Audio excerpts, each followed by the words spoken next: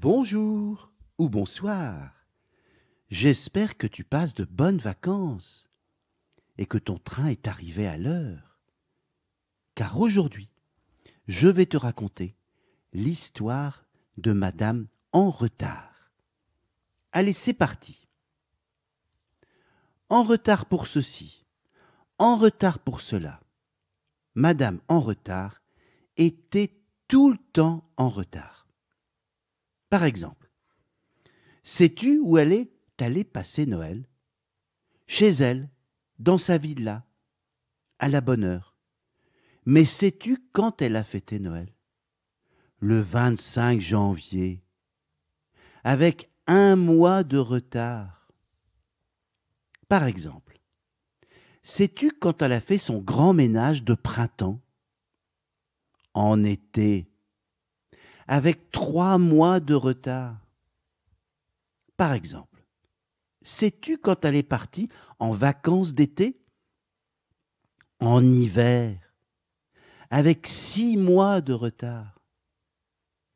Par un bel après-midi d'octobre, Madame Proprette, une amie de Madame en retard, vint à passer devant la villa à la bonne heure.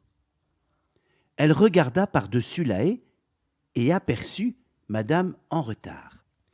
Bonjour, lui dit-elle. Que faites-vous donc? Jetons ma pelouse. Ce n'est pas trop tôt, lui fit remarquer Madame Proprette. Vous auriez mieux fait d'y songer en avril dernier. Si nous allions en course toutes les deux demain, proposa Madame Proprette. Bonne idée, dit Madame en retard. Dans ce cas, retrouvons-nous à l'angle de la grande rue, à 2 heures. D'accord, j'y serai, promet Madame en retard. Le lendemain après-midi, Madame Proprette arriva à 2 heures précises à l'angle de la grande rue.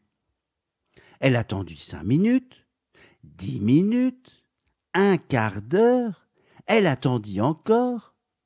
Enfin, Madame en retard arriva. Oh, pardon, dit-elle, je ne suis pas très en avance. Vous êtes plutôt en retard, répliqua Madame Proprette. Il est 7 heures et tous les magasins sont fermés. Oh, pardon, répéta Madame en retard.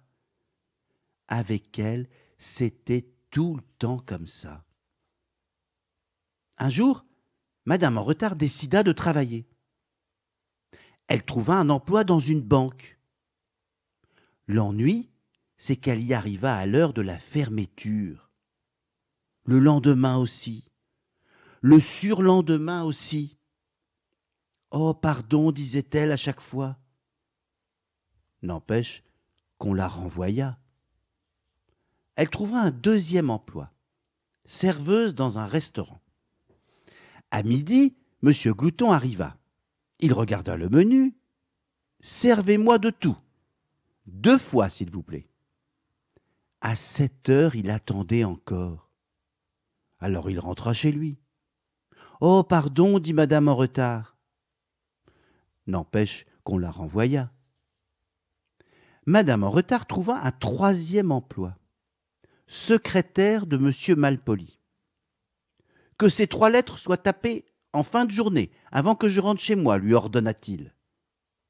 Il rentra chez lui à 5 heures du matin. Oh, pardon, dit Madame en retard. N'empêche qu'il la renvoya. Cependant, tout a fini par s'arranger. Madame en retard a trouvé le métier idéal. Elle travaille chez Monsieur Endormi. Elle lui fait son ménage et sa cuisine. Le matin, elle nettoie la maison. Le midi, elle prépare le déjeuner. Ou plutôt, Monsieur Endormi étant ce qu'il est, ne se lève pas le matin, il se lève l'après-midi.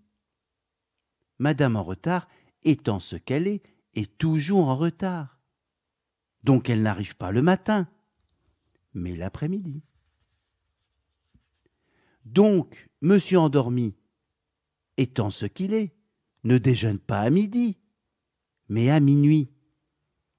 Tu le vois, ils sont faits pour s'entendre. Et tout est pour le mieux dans le meilleur des mondes. vendredi dernier, le téléphone sonna très tard à la villa à la bonne heure. Madame en retard venait juste de rentrer de son travail. « Allô ?» dit monsieur étonnant. « J'ai 2 entrées de cinéma gratuites. Voulez-vous m'accompagner demain soir ?»« Avec plaisir, répondit madame en retard. Très bien, dit monsieur étonnant. Je passerai vous prendre à 7 heures. Le samedi soir, monsieur étonnant frappa à la porte de la villa à la bonne heure.